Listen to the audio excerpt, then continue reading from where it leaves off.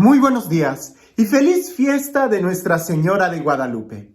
Hoy la iglesia está celebrando una de las apariciones marianas, la de la Virgen de Guadalupe. Ahora, veamos un poco primero el Evangelio, porque creo que a la luz del Evangelio, a la luz de la Sagrada Escritura, vamos a poder disfrutar y entender mucho mejor lo que sucedió en las apariciones de la Virgen de Guadalupe.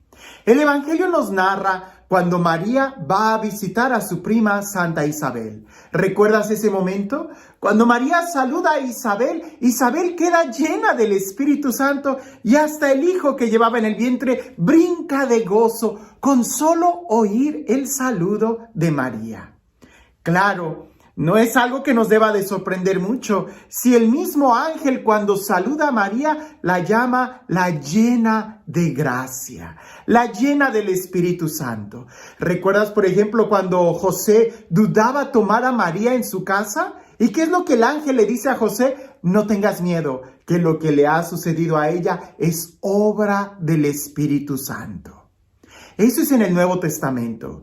Si reflexionamos algunos de los textos del Antiguo Testamento que nos hablan de esas especies de epifanías o de encuentro que algunos han tenido con Dios, recordar por ejemplo a Moisés, cuando subía a la presencia de Dios y que pasaba mucho tiempo en oración, ¿no dice la Sagrada Escritura que bajó con el rostro radiante y que los que estaban ahí se daban cuenta de que él había hablado con Dios? Bien. ¿Qué no decir de María, la madre de Jesús? ¿Qué no decir de esa mujer que como una fiel israelita estaba aguardando la promesa y en ella se hizo realidad? Aquellas profecías de antiguo que decían, mirad que la Virgen va a concebir y va a dar a luz a un hijo. Bueno, la misma imagen, pudiéramos nosotros decir así, de María en la Sagrada Escritura, ya nos está hablando de que Dios no abandona a su pueblo, de que Dios es fiel a sus promesas y cuida de todos sus hijos. Ahora, el Evangelio, la buena noticia del Evangelio, no era solamente para hombres de una sola raza, como lo era en el Antiguo Testamento. En el Antiguo Testamento, la fe era solamente para los judíos. Si tú no eras judío, no recibías las promesas de Dios. Pero resulta que en el Nuevo Testamento, en el Evangelio, esas promesas se abren para absolutamente todos, de toda lengua, de toda raza. Y es ahí donde nosotros podemos ir viendo cómo el Evangelio se tiene que predicar a todas las naciones. Y el Evangelio es la buena noticia de que Dios nos ama, de que tenemos un Dios vivo y verdadero que nos ama. Ahora me vas a decir, bueno, padre, sí, pero háblenos de la Virgen de Guadalupe. ¿Qué es lo que sucedió? Hablar de la Virgen de Guadalupe es precisamente hablar de una forma de evangelización única y particular, de una manera de evangelización completamente efectiva y, pudiéramos decir, hasta un modelo para nuestros días aún sobre cómo evangelizar.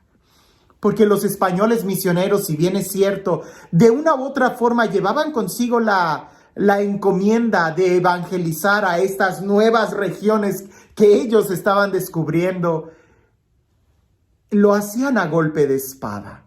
Lo hacían de una manera obligada. Si tú no aceptabas el Dios de los cristianos, a golpe de espada te tenían que hacer creer que Jesús era el Señor. Obviamente, así no entra.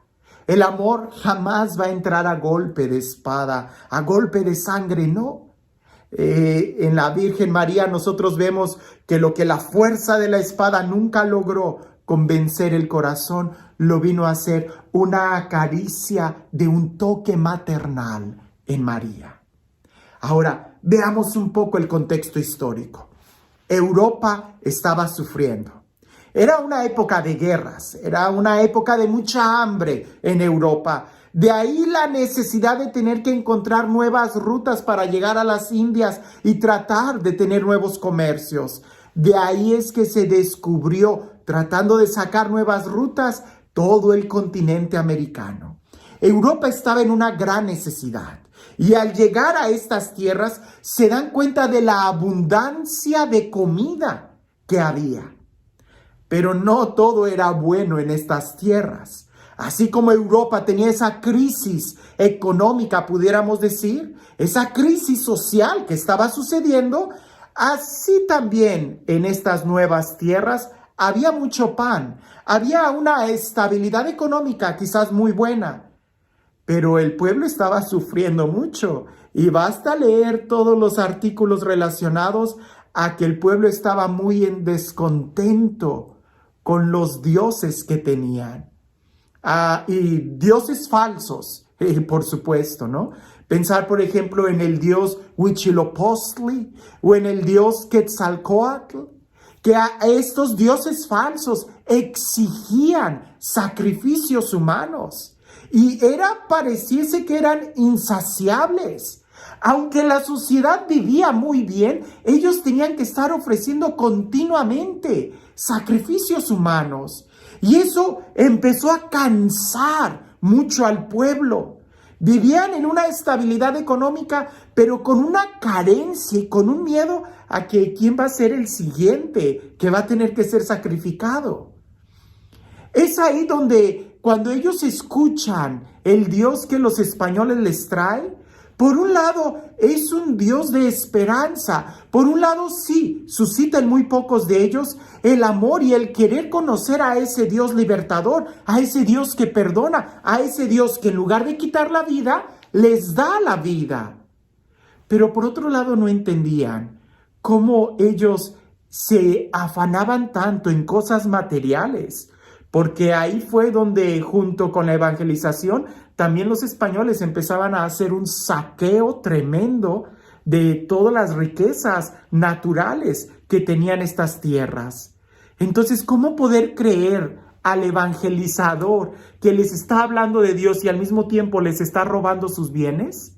¿Cómo poder creer de ese Dios que ama y perdona, que cuando no le sirves te cae la espada? Entonces, los indígenas estaban también sufriendo y estaban en un gran descontento. Por un lado, por sus propios dioses, por sus propias raíces, que esa cultura ya los estaba oprimiendo. Y por otro lado, porque habían puesto la esperanza en aquellos forasteros que venían hablando de un Dios de paz, que a la hora de la lucha, de la conquista, también se dan cuenta que dejan mucho que desear. Es ahí donde sucede el milagro guadalupano. Y lo voy a decir de esta manera, ese milagro sigue sucediendo el día de hoy. Pues cada vez que nosotros contemplamos una imagen de la Virgen de Guadalupe, en realidad no estamos contemplando una imagen, es un códice que tiene la figura de una mujer, pero es un códice, mucho menos es una fotografía. Cuando yo me refiero a códice, es que los indígenas, los náhuatls, cuando ellos lo ven, ellos entienden lo que la imagen les está diciendo. Ahí pudiéramos decir, es un evangelio pintado a colores. El discurso de los españoles que les daban verbalmente al narrar el evangelio no les entendía muy bien porque los españoles no hablaban náhuatl. La Virgen María cuando se aparece como una mestiza, como una mexicana y les habla en náhuatl. Es ahí donde ellos sí entienden y logran comprender lo que ella les está anunciando. Eso es importante para nosotros, porque en el lenguaje náhuatl, que cuando lo traducimos al español suena muy bonito, pero pierde la fuerza del impacto. María no se presenta a ella misma. María está presentando a su hijo. María está hablando de su hijo. Y la forma náhuatl como presentan a alguien es precisamente dando un poco de referencia. Es como diciendo, yo soy el mensajero de. María cuando dice, yo soy la madre del verdadero Dios por quien se vive. Entendamos bien esto. María no se está presentando a ella misma. Ella está evangelizando. Ella viene a presentar a su hijo. Y por ahí algunos dicen que la mujer vestida de sol no está en realidad vestida de sol. Está vestida de un manto con estrellas, pero el sol está atrás de ella. Ella está preparándole el camino al sol de justicia. Está preparándole el camino a su hijo. Y hablar de todo el códice, entrar con todos los detalles que tiene, llevaríamos mucho tiempo, pero vale la pena. Porque hay algunos aspectos que en nuestra cultura occidental no se entiende, pero el indígena náhuatl lo logró comprender.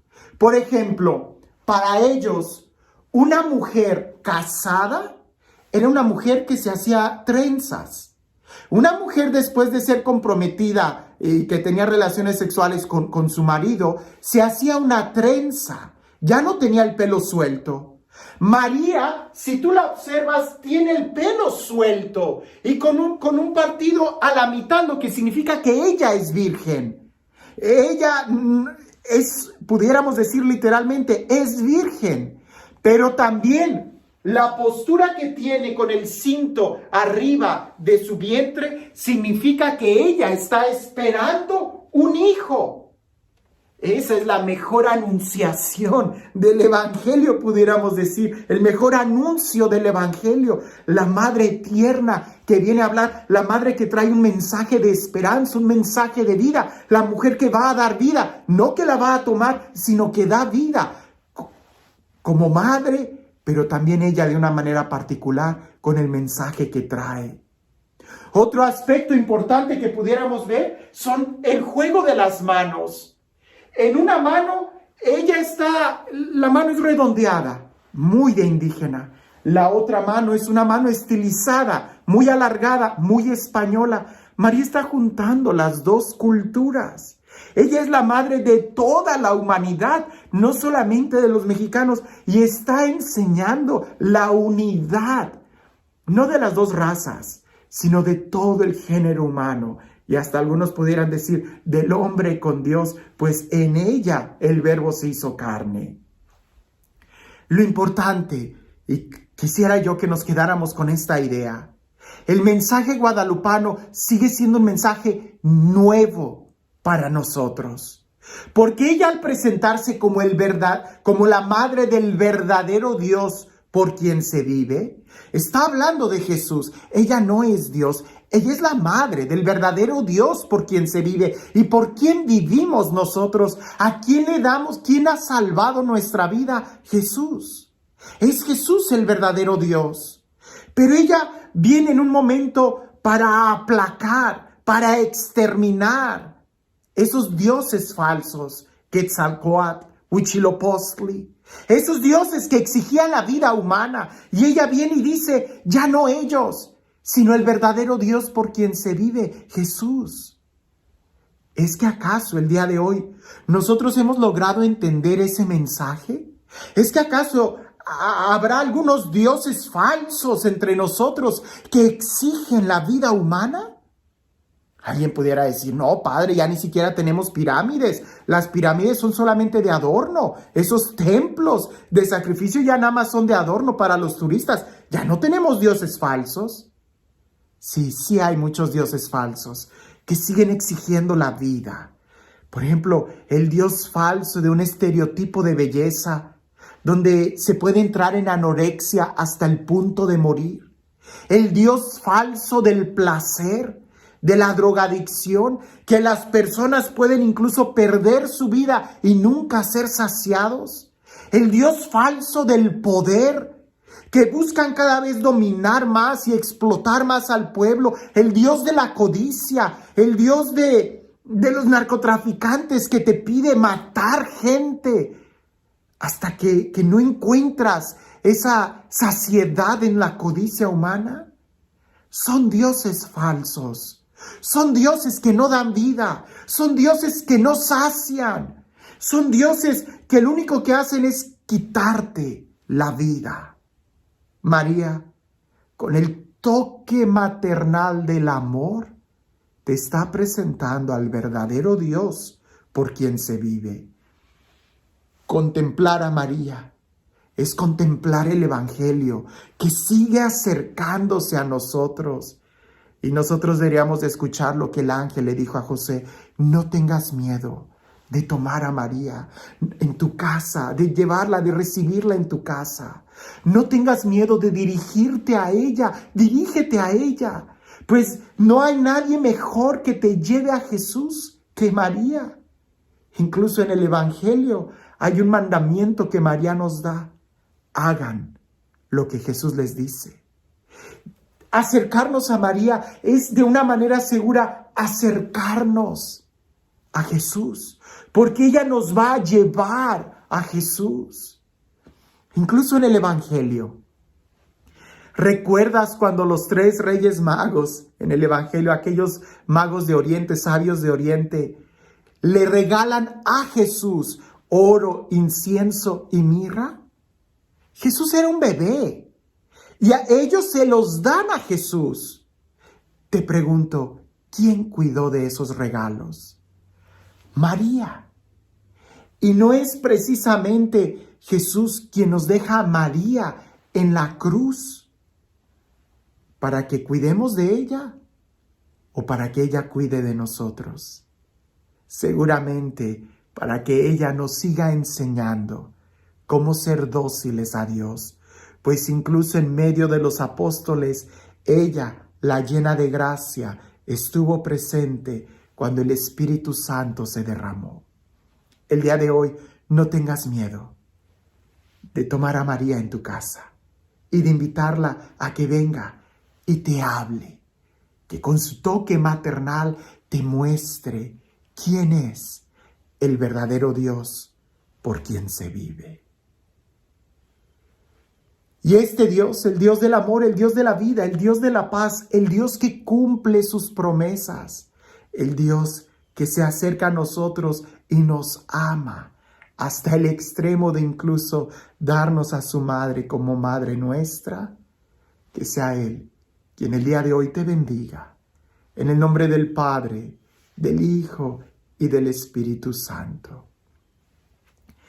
En un mundo lleno de miedo, en un mundo lleno de temor, de angustia, en un mundo lleno de sombras, hoy se sigue escuchando esa voz que dice: no tengas miedo, ¿no estoy yo aquí, que soy tu madre?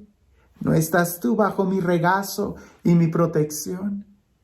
Que esta fiesta de Guadalupe no sea una tradición, sino que se haga una experiencia en nosotros, donde también nosotros, como Isabel, quedemos llenos del Espíritu Santo y glorifiquemos a Dios, porque grandes cosas ha hecho en favor de su pueblo.